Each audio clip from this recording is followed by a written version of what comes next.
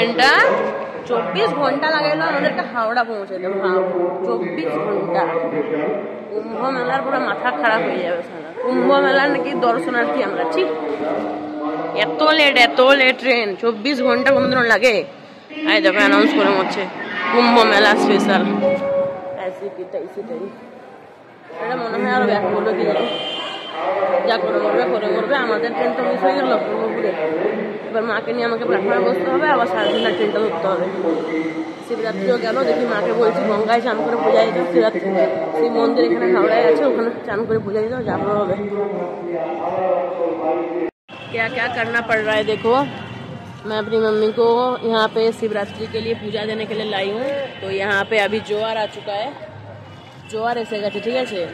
কিন্তু মাকে দিতে হবে শিবরাত্রির পুজো। আমি বললাম এখানে কলকাতায় গঙ্গা আছে, গঙ্গায় স্নান করো, কাদা মন্দির আছে এখানে, সুন্দর পুজো দাও। এখানে সামনেও একটা মন্দির দেখলাম, সুন্দর পুজো দাও, আরামসে মন শান্তি করো, ঠিক আছে। এখানে কেউ ব্যারেলই দিচ্ছে না, ভাবো ওখানে ব্যারেল গুলো ছিল, কেউ দিতে চাইছে না। একটা ঘোড়া ছিল, আমি ঘোড়াগুলো চাইলাম স্নান করে দিয়ে দেবে রিটার্ন, এত লোকগুলো সত্যিই বটে।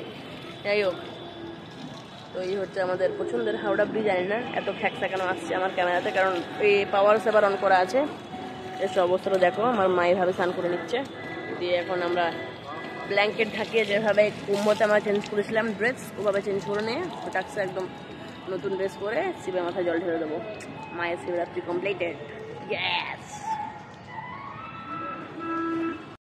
তো এই হচ্ছে হাওড়া ব্রিজ। মাকে আমি এখানে স্নান করিয়ে দিলাম, ঠিক আছে। দিয়ে আমরা এখন ওই দিকের মন্দিরে পুজো দিতে যাবো। এখানে বেলপাতা কিনে সমস্ত যাবো। আমরা মহাকুম থেকে ফিরছি, স্নান করতে যাবো। কি নেবে আমার মা স্নান করে নিয়েছে গঙ্গায়। এই যে আমি ফুল, বেলপাতা, নারকেল কুল, কলা, আপেল সব নিয়ে যাচ্ছি মায়ের জন্য। মাকে মন্দিরে বসিয়েছি।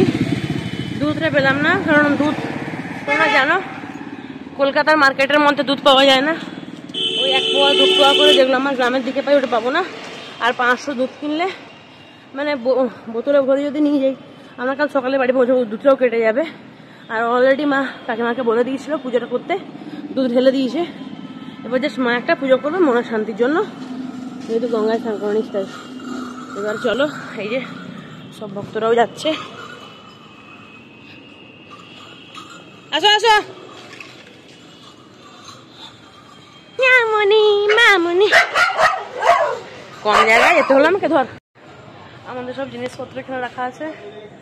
আর বুঝতেই পারছো মহাকুম ট্রেন 24 ঘন্টা লেট করার পর 24 ঘন্টা যখন আমাদেরকে নামি, তারপরে আমি মাকে এখানে গঙ্গাঘাটে স্নান করালাম, মার ড্রেস পাল্টালাম, আমি বেডশিট ধরে থাকলাম যেভাবে চেঞ্জ করা হয়। দেন আমরা এখানে মন্দিরতে পুজো দেবো। দেখা যায় এখন কতটা কি হয়। অলরেডি 11:26 এনে দিলাম। এই যে এখানে পুজো দেবো এখানে আমরা, হ্যাঁ। দেখা যাক কতটা কি হয়। জিনিসপত্রগুলো এখানে রাখা আছে। এই যে আমাদের ভৈরবদেবের বাহন সব শুয়ে আছে এখানে।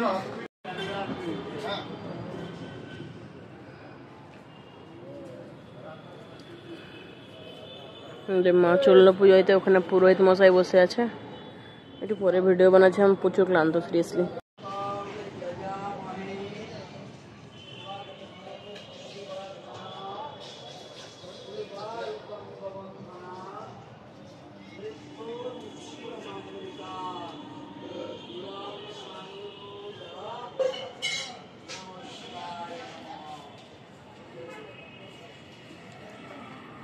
ভৈরব বাবার বাহন ছুঁয়ে আছো শোনা।